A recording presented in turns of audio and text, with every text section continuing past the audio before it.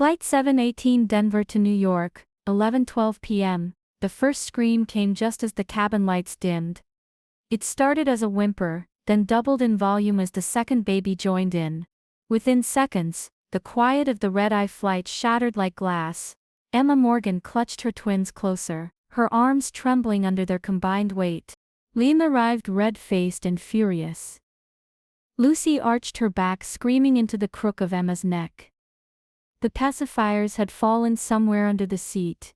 She couldn't reach them, and now the entire plane was watching. Not one look was sympathetic. A man in a suit shook his head, pulling his noise-canceling headphones tighter. A woman across the aisle glared, muttering something under her breath. Emma swallowed hard. Her shirt was damp with sweat, her eyes raw from 2 sleepless nights. She hadn't even buckled her seatbelt properly before it all unraveled. Then the voice came. Sharp authority sharpened to a point. "Ma'am." Emma turned. The flight attendant stood over her like a judge delivering a sentence. "Short, gray bob, clipboard voiced like glass. You need to control your children." Now Emma blinked, stunned. "I am trying." "They're teething and no excuses." The woman cut in. "This is a quiet flight.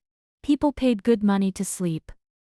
If this continues, I'll have to report you to the captain." Emma opened her mouth, but no sound came. Her face burned. All around her passengers watched. No one said a word. No one came to her defense. "I'm doing my best," she said. Barely audible. The flight attendant leaned in slightly. "Your best," she whispered, "is ruining this flight." In seat 4C. A man lowered his tray table. He'd been silent since boarding hoodie. "Carry on." Only no one had looked twice at him. That's how he liked it. But now he was watching closely. He didn't speak, didn't react, just pressed a button overhead. A soft chime echoed. Another attendant appeared, younger. Unsure, she leaned toward him. "I'd like to switch seats," the man said. "I think that mother needs some help." He offered no explanation.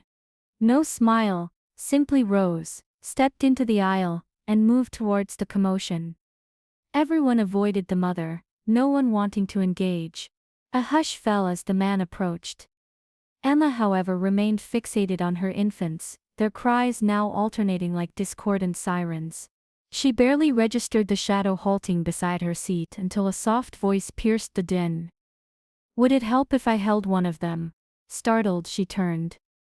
The man was unlike most passengers. No suit, no briefcase, no pretense, just a serene expression and hands gently extended. Emma hesitated, every instinct on alert. Told her not to trust strangers with her children. But Liam was slipping from her arm and her body felt moments away from collapse. "I can take him," the man said, motioning gently toward Liam. She nodded. Without speaking, the man reached down, lifted Liam smoothly and began rocking him in a steady rhythm. He didn't try to shush him, didn't talk in baby voices. He just held the boy with quiet confidence, letting the crying burn itself out. Within a minute, Liam's wail softened. Emma stared wide-eyed. "How did you do that?" "I didn't." The man said he just needed a break. "So did you?" Emma let out a shaky breath and leaned back. Not because she was relaxed, but because she physically couldn't hold herself upright anymore. The younger flight attendant from earlier returned, noticing the silence. "Oh wow," she said, surprised. "That's impressive." But the older attendant, the one who had scolded Emma, reappeared, to her eyes narrowed. "Sir, passengers are not allowed to exchange seats mid-flight." "She didn't ask me to," the man replied calmly. "I offered." "It's against policy," the woman snapped. "Is it?" he said, meeting her eyes directly. "Now, because I know the policy handbook. I helped write it." The attendant's mouth opened, then closed again. Something in the way he stood, still confident, unapologetic, made her step back without another word. Emma looked between them, confused. The man caught her expression. "I'm Andrew," he said. shifting Liam gently in his arms, and I work in aviation. He didn't say more, and Emma didn't ask, but the older flight attendant didn't return for the rest of the flight. For the first time since takeoff, the noise in the cabin faded. Liam lay against Andrew's chest, his eyes closing. Lucy, still in Emma's arms, was also calm, perhaps sensing her brother's tranquility, or simply mirroring her mother's easing tension. Emma wiped her face, her cheeks still hot with embarrassment, but now a new feeling emerged: confusion. This man was more than just helpful. He exuded authority. The way the flight attendant had backed off made Emma ask in a low voice, "You work in aviation?" Andrew nodded once. "You could say that." Emma narrowed her eyes slightly. "So you fixed planes?" "Not exactly," he replied with a polite smile. "I mostly deal with people." She didn't press him further. "Not yet." Instead, she adjusted Lucy in her arms and exhaled. "Thank you. I mean it. I didn't expect anyone to step in." "You shouldn't have to expect it," Andrew replied. "Respect isn't optional, especially not on our planes." Our Emma caught it, but before she could ask more, the overhead speakers crackled to life. "Ladies and gentlemen, this is your captain speaking. We'll begin our descent into New York shortly. Please remain seated and fasten your seatbelts." Passengers began preparing to land. Emma looked down at the card Andrew had placed on her lap earlier: plane, simple, embossed with a name she didn't recognize. Andrew Clark underneath it. Executive Office, Clarion Air. Her breath caught. She looked up, startled. Andrew was already buckling Liam into her extra infant harness. His movements were careful, respectful. "You're with Clarion?" she asked slowly. "I am." Her voice dropped. "Are you their lawyer or like HR?" Andrew met her eyes. No smile. This time, "I'm the CEO." Emma froze. The man sitting beside her, the man who rocked her son to sleep, the man who stood up to that flight attendant. He was the one in charge. Emma didn't say anything right away. She stared at the business card in her lap, then at the man beside her, still calm, still holding one of her babies. Just minutes ago, everything felt surreal. "You're the CEO," she finally whispered. Andrew nodded. "Yes, I prefer to fly unannounced, quietly observe what our passengers experienced. Especially when complaints start stacking up." Emma blinked. "So this flight was a test." "Not a test," he said, "but an opportunity. I wanted to see how my staff treated people when they thought no one was watching." He glanced down the aisle toward the front of the plane where the senior flight attendant had disappeared after her harsh warning earlier. "And now I know." Emma looked down, embarrassed again. "I'm sorry. I caused a scene. I didn't mean to be part of some investigation." Andrew shook his head. "You didn't cause anything. You reacted like any mother would. You were exhausted and no one should have spoken to you the way she did." Emma bit her lip. "People don't usually care." "I do," he said simply. The landing gear dropped with a thud and the cabin buzzed with low conversation. As seatbelts clicked into place, Emma sat back. Lucy curled against her chest. Andrew leaned closer, lower in his voice. "I won't ask anything of you, Emma, but if you're open to it, I'd like to speak again when we're not 30,000 feet in the air." She didn't answer right away, but she didn't say no. As the plane touched down and rolled toward the gate, Emma looked out the window, heart racing, not because she had met a CEO, but because for the first time in a long time, someone had truly seen her and didn't look away. The plane came to a stop at gate B-17. Passengers unbuckled quickly, eager to leave. Overhead bins creaked open, bags tugged down with impatient hands. Emma stayed in her seat. Lucy stirred in her lap, still drowsy. Liam was fussing again, but softly now. She bounced her knee, gently distracted her mind, still trying to catch up with everything that had just happened beside her.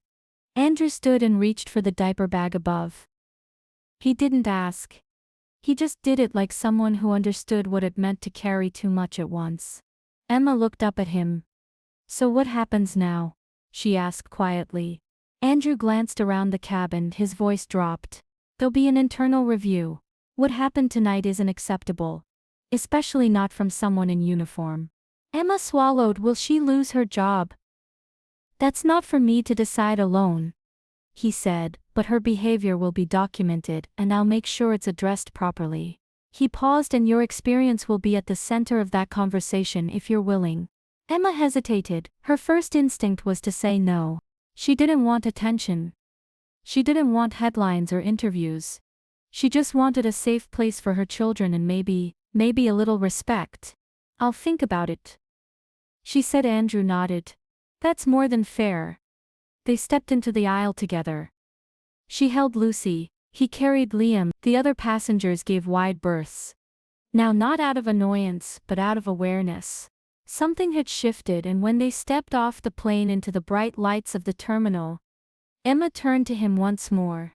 You didn't have to get involved, she said. No, Andrew replied. But I should have gotten involved sooner. He handed Liam back. Glide if you need anything, he said, tapping his card again in her bag. Don't hesitate. Emma looked at him, tired, grateful, unsure, but something inside her was no longer afraid. Emma stepped off the jet bridge into the bustling terminal, the kind that smelled faintly of coffee and cleaning products. She held Lucy tightly, her diaper bag slung over one shoulder. Andrew walked beside her, carrying Liam carefully in both arms like he had done it 100 times before. They stopped near a quiet corner away from the stream of tired passengers. Where are you headed? Andrew asked, adjusting Liam's blanket. Emma hesitated. Queen. My cousin has a small apartment there. She said we could stay for a few nights, maybe longer if she doesn't change her mind. Andrew looked at her, not with pity, but with curiosity. You don't sound sure. I'm not, Emma admitted. She hasn't seen me in years. I sent her a message last week. She answered with a thumbs up. Andrew gave a soft chuckle. Sounds warm? Emma shrugged. It's better than the shelter list I was on. There was a pause. Then Andrew asked more gently this time. Why that flight? Why tonight? She looked down at her daughter, then back at him. I used to live in Denver. That's where the twins were born. Their father left when they were 6 weeks old. I believed I could manage. I found a job at a grocery store and moved into a 1-bedroom apartment, but the rent kept increasing, daycare expenses were exorbitant, and my work hours were being cut. I was on the verge of eviction. With no family nearby, no one left to turn to, I called my cousin in New York. She offered a simple solution. I could stay with her if I could get there on my own. I purchased the cheapest one-way ticket I could find, hoping for the best. Andrew slowly nodded, acknowledging the heavy burden I carried alone. That's a lot to carry alone, I responded. I didn't have a choice. Andrew countered. You shouldn't have had to. Emma didn't reply, but their eyes met, conveying a silent understanding. Not pity or guilt, but raw truth. Andrew then looked around and suggested, let's get your bags. She nodded, grateful to not walk alone. The baggage claim area was crowded, noisy, and cold. Emma stood quietly beside Andrew, bouncing gently on her heels to keep Lucy calm. Liam had finally fallen asleep again, resting against her shoulder, when her worn-out, duffel bag appeared on the carousel, faded, overstuffed, barely holding together. Andrew reached for it before she could move. You don't have to. I know, he said, lifting it with one hand, but I want to. Emma let out a tired sigh. She was too drained to argue, and maybe too used to doing everything alone to know how to accept help easily. They walked in silence toward the exit outside. A line of taxis waited under yellow streetlights. You sure she's expecting you tonight? Andrew asked gently. Emma nodded. Once I texted from the plane. She didn't answer, but I'm hoping she's still up. Andrew raised a hand and flagged down a cab. The driver popped the trunk as Andrew placed the duffel inside carefully. Then opened the rear door for Emma. She buckled the twins into the back seat. Then turned to him. Thank you for everything, she said. I know you didn't have to get involved. Andrew looked at her, steady and quiet. I didn't get involved because of my title. Emma, I got involved because what happened wasn't right. And because you mattered. She felt her throat tighten for a second. She couldn't speak. Andrew glanced down, then back up. I'll let you get settled, but if your cousin's place doesn't work out, if you need anything, call that number. It's not just for show. Emma nodded slowly, then stepped into the cab.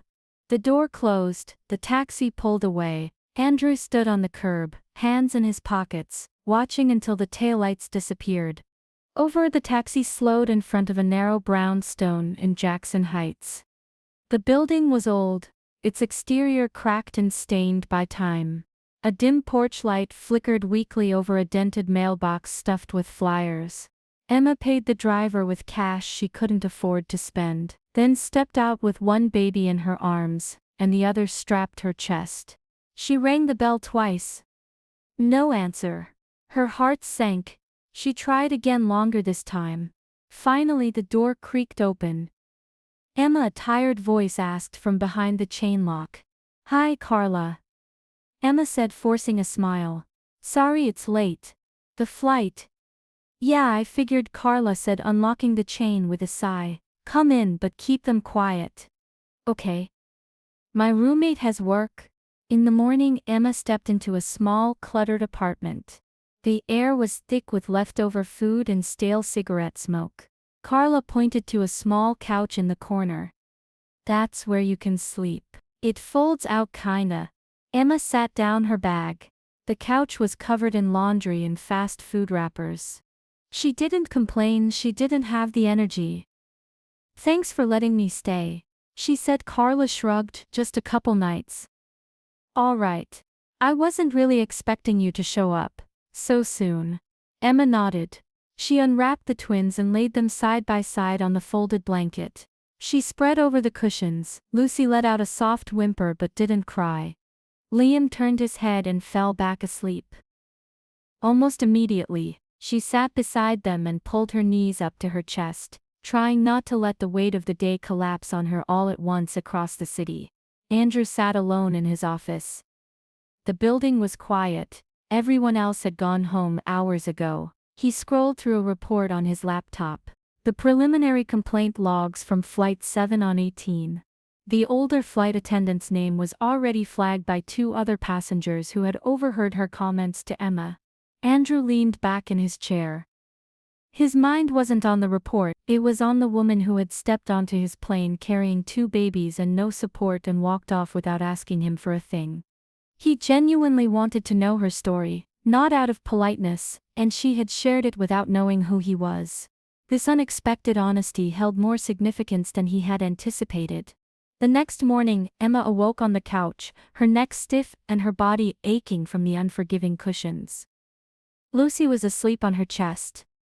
Liam lay nearby, curled into a blanket that Emma had folded into a makeshift mattress. Carla had already left for work, and the apartment was silent, save for the dull hum of an old refrigerator.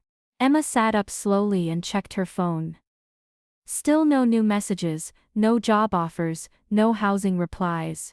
She closed her eyes for a second, trying to stay calm. At least the twins had slept. That was something across the city. Andrew sat at his desk in a quiet corner office overlooking Midtown. He held a sheet of paper.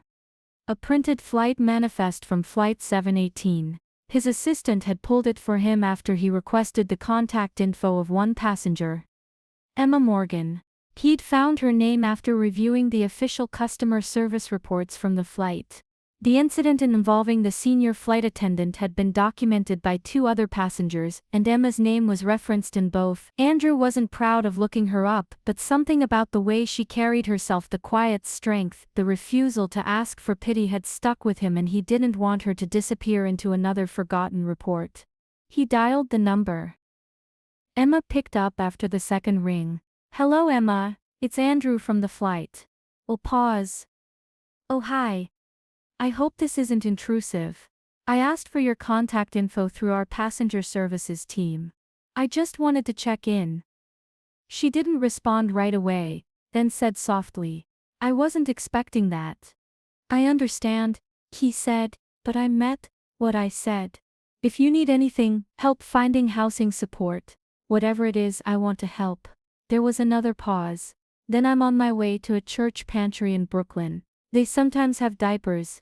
That's today's plan. Andrew stood. Can I meet you there? Emma hesitated. You don't have to. I know. I want to. 40 minutes later, Emma stepped through the side doors of a modest brick church in Brooklyn, pushing the stroller she'd borrowed from a neighbor in Carla's building.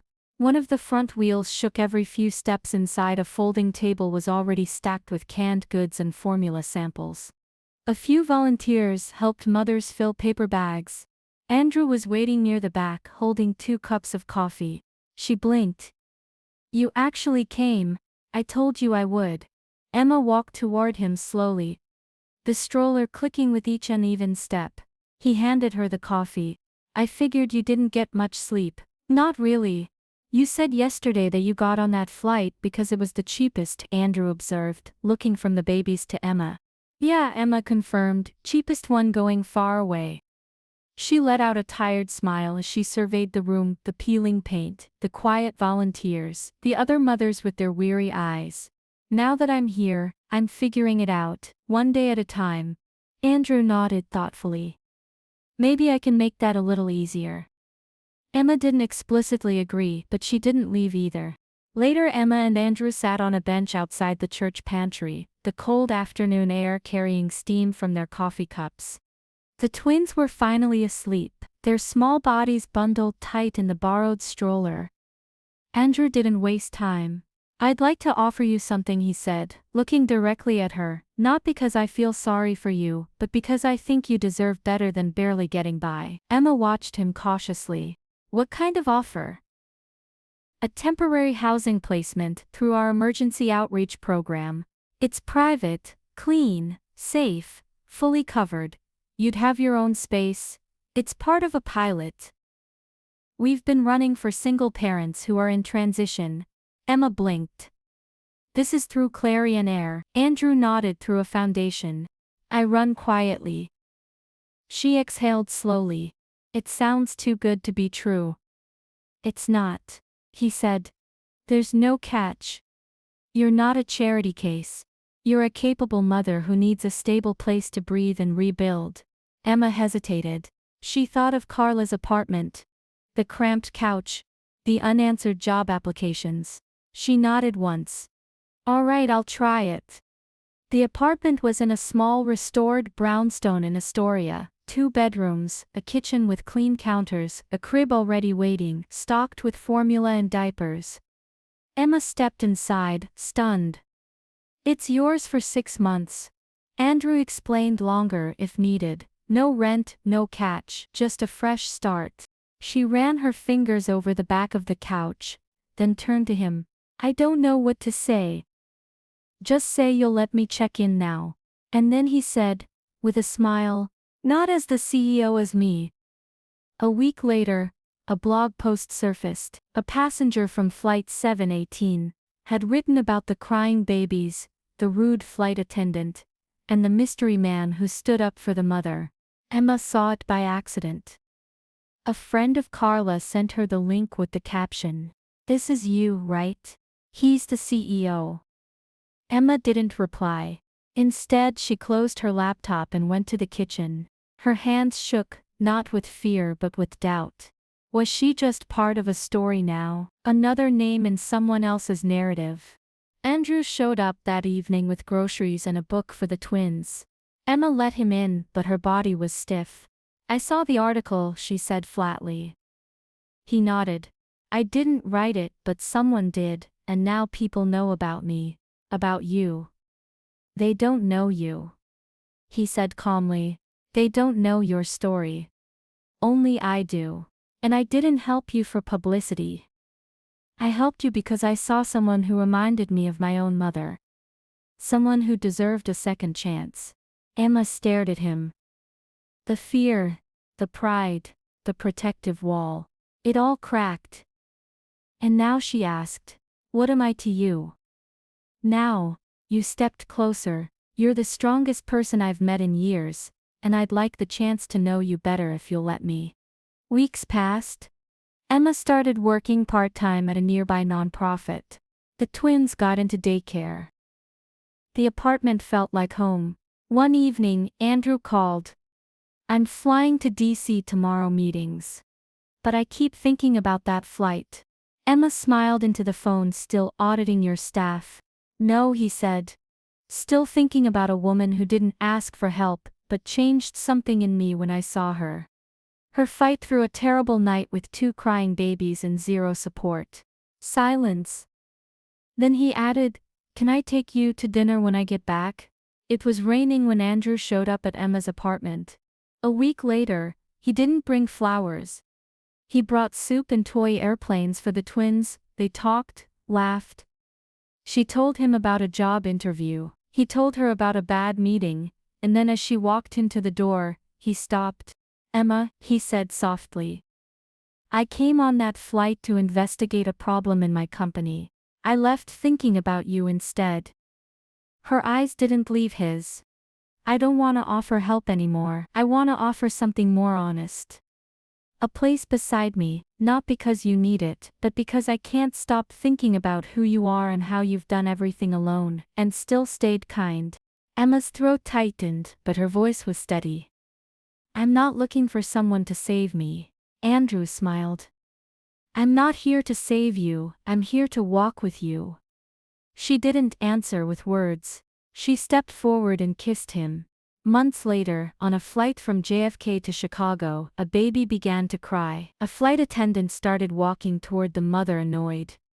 Before she could say anything, a calm woman in row 14 stood up and said, "I've got this." Sometimes all a baby needs is a different voice. Emma gently lifted the baby, bounced her once, and smiled at the mother across the aisle. Andrew watched her, the woman who had transformed his life with her quiet strength, silence, and 2 crying babies. Somewhere between takeoff and landing, their true story had just begun.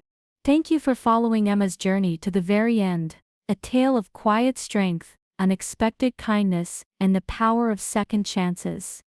If this story resonated with you, please like and subscribe for more inspiring narratives.